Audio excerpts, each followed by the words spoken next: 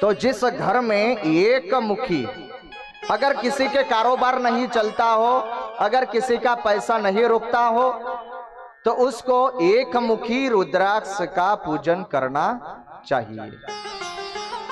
आइए, इसके बाद दो मुखी रुद्राक्ष होता है। और दो मुखी रुद्राक्ष, इससे क्या होता है?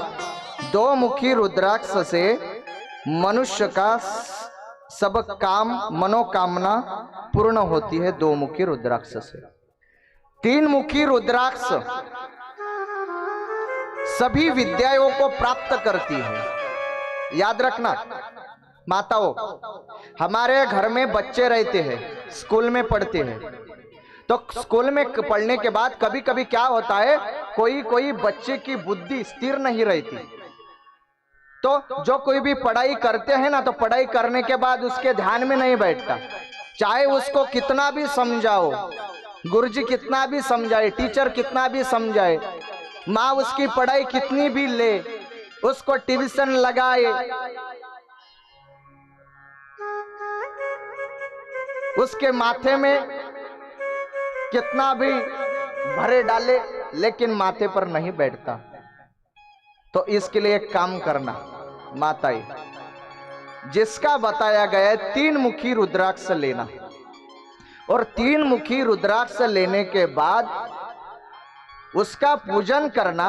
पूजन करने के बाद उसको एक ताम्र का बर्तन होता है। किसका बर्तन? ताम्र का। ताम्र का माने तांबे का लोटा। ताम्र का माने तांबे का लोटा। तो तांबे के लोटे में थोड़ा जल डालना उसमें, और जल डाल के उसको वो तीन मुखी रुद्राक्ष उसमें डाल देना, और तीन मुखी रुद्राक्ष तांबे के लोटे में डालकर उसको, उसका जो पानी है वो छान कर जो विद्या ग्रहण कर रहे हैं अपने बेटे जो स्कूल में पढ़ते हैं उसको पिलाना। तो उससे क्या होता है, शिव महापुराण कहती है तीन मुखी रुद्राक्ष से सभी विद्याओं की प्राप्ति होती है। तीन मुखी रुद्राक्ष से। चार मुखी रुद्राक्ष ब्रह्मरूप माना गया है, और पांच मुखी रुद्राक्ष जिसे हम कहते हैं पंचमुखी रुद्राक्ष, और ये पंचमुखी रुद्राक्ष जो है वो साक्षात रुद्र स्वरूप उसको माना गया है।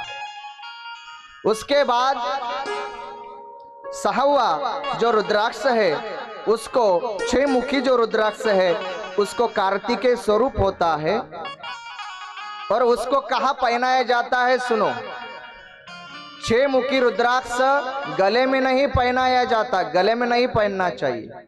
छह मुखी रुद्राक्ष बाएं हाथ में, देखना कौन से हाथ में? बाएं हाथ में। बायां हाथ कौन सा है तुम्हारा? हाँ, छह मुखी रुद्राक्ष बाएं हाथ में बांधना चाहिए, यहां बांधना चाहिए।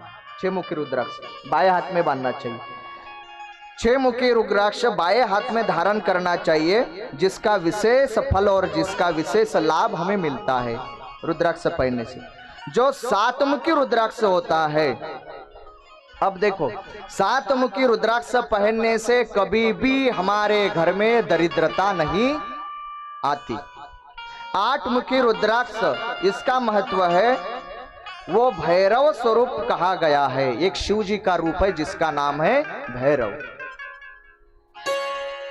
वो उसको धारण करने से उदंड आयु प्राप्त होती है, आयुष्य बढ़ता है। आयुर्बलम यशोवर्चम, आयु बढ़ो, आयु बढ़ती है, याद रखना। आयुष्य बढ़ता है।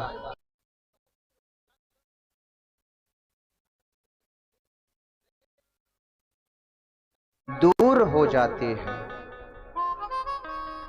10 मुखी रुद्राक्ष पहनने से साक्षात उसको जनार्दन भगवान माना गया है। वो धारण करने से सब इच्छा सफल होती है। याद कर, 11 मुखी रुद्राक्ष माने भगवान का रूप माना गया है। 11 मुखी रुद्र, 11 थे ना, वो धारण करने से मनुष्य विश्व विजयी हो जाता है। कभी भी किसी भी काम में हाथ डालो, काम करो, आपको विजय ही मिलेगा। 12 मुखी रुद्राक्ष उसको आदित्य स्वरूप माना गया है। 13 मुखी रुद्राक्ष जो है शिव कथा में बताया गया है, वो विश्वेश्वर समान होता है। विश्वेश्वर माने शिव शंकर ही उसको कहा गया है। 14 मुखी रुद्राक्ष जो आखिरी वो लास्ट वाला है, जिसको 14 मुखी रुद्राक्ष कहा गया, वो साक्षात ही वो भी शिव का स्वरूप बताया गया है। और 14 मुखी रुद्राक्ष कहाँ पहना जाता है? सुनो, वो ना गले में वो ना हाथ में, कहाँ पहना जाता है?